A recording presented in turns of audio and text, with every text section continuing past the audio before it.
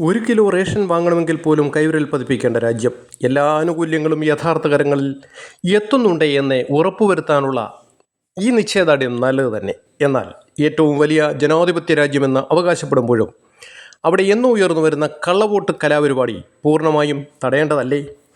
ഒരാൾക്ക് ഒരു വോട്ട്, ആ വോട്ട് അയാൾ തന്നെ ചെയ്തു എന്ന് ഉറപ്പുവരുത്താൻ അയാളുടെ കൈവിരലോ അതുമല്ലെങ്കിൽ ഐറിസോ തന്നെയോ തിരിച്ചറിയാൻ ഉപയോഗിക്കപ്പെടുമ്പോൾ കള്ളവോട്ട് എന്ന തെമ്മാടിത്തം എന്നേക്കും ആയി അവസാനിക്കും.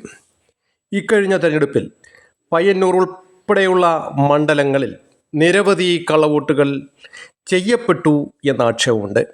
കാനഡയിലും ഗൾഫിലും ജോലി ചെയ്യുന്നവർ അവർ വർഷങ്ങളായി നാട്ടിൽ വന്നിട്ട് അവരുടെയൊക്കെ വോട്ട് പോൾ ചെയ്യപ്പെടുമ്പോൾ നമുക്ക് ലജ്ജ തോന്നേണ്ടതല്ലേ?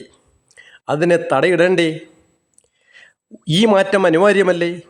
പാർലമെൻറ്റിൽ ആദ്യം പാസ്സാക്കേണ്ട ഭരണഘടനാ ഭേദഗതി ബിൽ ഇതായിരുന്നു. കോടതി അവസാനം വീണ്ടും കണ്ണു തുറപ്പിച്ചിരിക്കുന്നു. സാധാരണക്കാരോടൊപ്പം കോടതിയോടെ ചേരുമ്പോഴാണ് ജനാധിപത്യം പൂർണ്ണതയിൽ എത്തുന്നത്. ജയ് ഹിന്ദ്.